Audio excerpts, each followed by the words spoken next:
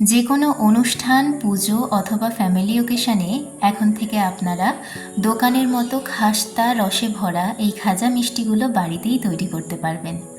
নমস্কার, আমি দেবিকা, আর আজকে আমি একদম সিম্পল ওয়েতে খাজা মিষ্টি বাড়িতেই কিভাবে তৈরি করা যায় সেটাই দেখাবো। তাহলে কথা বলে বেশি সময় নষ্ট না করে আজকের এই ভিডিওটা শুরু করছি। খাজা মিষ্টি তৈরি করার জন্য একটা পাত্রের মধ্যে আমি 2 বাটি পরিমাণে ময়দা ব্যবহার করছি। মিষ্টি যদি বেশি বানাতে হয় সেক্ষেত্রে কিন্তু আন্দাজ মতো ময়দাটাকে একটুখানি বাড়িয়ে নিতে হবে। এর মধ্যে সামান্য পরিমাণ লবণ অ্যাড করলাম, হাতের সাহায্যে ভালো করে মিশিয়ে নিচ্ছি। হাফ বাটির থেকে একটুখানি কম সাদা তেল ব্যবহার করেছি। আপনারা চাইলে তেলের বদলে ঘি ব্যবহার করতে পারেন। সেক্ষেত্রে ঘিটাকে একটুখানি মেল্ট করে নিয়ে ময়দার মধ্যে দিয়ে হাত দিয়ে ভালো মতো মিশিয়ে নিতে হবে। এই যে হাতের মধ্যে ময়দা দিয়ে একটুখানি মুঠো করে তারপর নাড়ানোর পরেও যদি সেটা না ভাঙে, তাহলে বুঝতে হবে ময়দাটা কিন্তু প্রিপেয়ার হয়ে গিয়েছে। এখন এর মধ্যে একটু একটু করে জল দিয়ে প্রায় 3 থেকে 4 মিনিট ভালো মতো করে মেখে নিয়ে একটা সেমি সফট ডো তৈরি করে নিতে হবে। ঢাকা দিয়ে রেখে দিলাম প্রায় 20 থেকে 30 মিনিটের জন্য রেস্টে। এরপর 2 চামচ তেলের মধ্যে আমি প্রায় 2 চামচের থেকে একটুখানি বেশি ময়দা দিয়ে তারপর একটা স্লারি তৈরি করে নিয়েছি। জিনিসটা যতক্ষণ না স্মুথ হচ্ছে ততক্ষণ ভালো মতো করে মিশিয়ে নিতে হবে।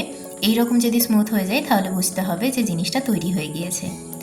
এরপর আমি চিনির সিরাপটা তৈরি করে নেব, যার জন্য 1 বাটি পরিমাণ জল নিয়েছি, আর এই বাটিটা 2 বাটির থেকে একটুখানি কম চিনি ব্যবহার করেছি। 2টো বড় সাইজের এলাচ দিয়েছি আর একটুখানি ফুড কালার অ্যাড করেছি। আপনারা চাইলে ফুড কালারটাকে স্কিপ করতে পারেন। এরপর এই যে শিরাটা ছিল সেটার একতার আসার আগে পর্যন্ত এটাকে রান্না করে নিতে হবে। এখন যে ময়দাটা রেস্টে রাখা হয়েছিল সেটার ঢাকা খুলে নিয়ে আবারও প্রায় 1 থেকে 2 মিনিট মতো ভালো মতো করে একটুখানি মেখে নিতে হবে। ময়দাটার থেকে ছোট ছোট লেচি কেটে নেওয়া হলো। এরপর হাতের সাহায্যে একটুখানি এটাকে গোল করে নিচ্ছি। একটা চাকি বেল্লার সাহায্যে এই যে লেচিটা নিয়ে তারপর একটু একটু করে ময়দা দিয়ে প্রায় সেম সাইজের রুটি তৈরি করলেই হবে। এখানে প্রত্যেকটা রুটি আমি তৈরি করে নিচ্ছি, তারপরে বাকি জিনিসটা করা হবে। এখানে দেখুন প্রত্যেকটা রুটি আমার বেলা হয়ে গিয়েছে। এরপর এই যে এখানে আমি একটা রুটি নিলাম, ওপর থেকে ময়দার যে স্লারিটা তৈরি করেছিলাম সেটা দিয়ে দিলাম, আর একটুখানি শুকনো ময়দা দিয়েছি। এরপর এর ওপর আরও একটা রুটি চাপিয়ে দিলাম। এই রকম করে সেম বাকি কাজটাও করতে হবে। একটা করে রুটি দিতে হবে, ওপর থেকে ময়দার স্লারি দিতে হবে, শুকনো ময়দা দিতে হবে। তারপরে যখন প্রত্যেকটা হয়ে যাবে এই রকম করে একটুখানি বেলে নিতে হবে।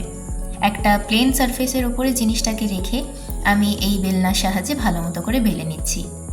একটা মোটা বড় রুটি যখন তৈরি হয়ে যাবে তখন এইরকম হাতের সাহায্যে জিনিসটাকে রোল করে নিতে হবে। রোল করে নেওয়ার পর আবারও একটুখানি হাতের সাহায্যে চেপে চেপে এটাকে একটা শেপ দিয়ে দিলাম, আর সাইডের যে অংশগুলো আছে এগুলোকে কেটে একটুখানি বাদ দিয়ে দিচ্ছি। এরপর একটা নাইফের সাহায্যে ভালো মতো করে এইরকম মিষ্টির আকার দিয়ে দিতে হবে। দেখতেই পাচ্ছেন কি সুন্দর ডিজাইনটা এসছে। এবার এক একটা করে এই লেচিগুলোকে নিয়ে একটা বেলনার সাহায্যে বেলে নিলেই মিষ্টিগুলো ভাজার জন্য একদম প্রিপেয়ার হয়ে যাবে। প্রত্যেকটা মিষ্টিকে ভালো মতো করে এরকম বেলে নিতে হবে। আপনারা দেখতেই পাচ্ছেন ডিজাইনটা কি সুন্দর ফুটে উঠেছে। এখানে প্রত্যেকটা মিষ্টি আমি বেলে নিয়েছি। এরপর একটা কড়াইয়ের মধ্যে একটুখানি বেশি পরিমাণ তেল দিয়ে একদম লো ফ্লেমে তেলটাকে গরম করতে হবে। তারপর আমি এখানে 4টে করে মিষ্টি দিয়ে ভেজে নিচ্ছি, আর একটুখানি ভাজা হয়ে গেলেই 2টো চামচের সাহায্যে আমি একটু চেষ্টা করছি ডিজাইনটা যাতে ভালো করে আসে, সেই জন্য এরকম করে একটু সরিয়ে দেওয়ার। এখানে দেখতেই পেলেন কি সুন্দর করে ভাজা হয়ে গেছে। এরকম করে প্রত্যেকটা মিষ্টিকেই ভেজে নিতে হবে। এরপর একটা পাত্রের মধ্যে মিষ্টিটা নিয়ে যে সিরাপটা তৈরি করেছিলাম সেটা ওপর থেকে দিয়ে দিতে হবে। আপনারা চাইলে সিরাপের মধ্যে মিষ্টিটাও দিতে পারেন, একই ব্যাপার। এরপর এটাকে ঢাকা দিয়ে প্রায় 3 থেকে 4 ঘন্টার জন্য রেস্টে রেখে দেব। আমাদের খাজা মিষ্টি একদম রেডি হয়ে গিয়েছে। ওপর থেকে একটুখানি চিনির সিরাপ আর একটুখানি কাজু বাদাম দিলেই রেডি।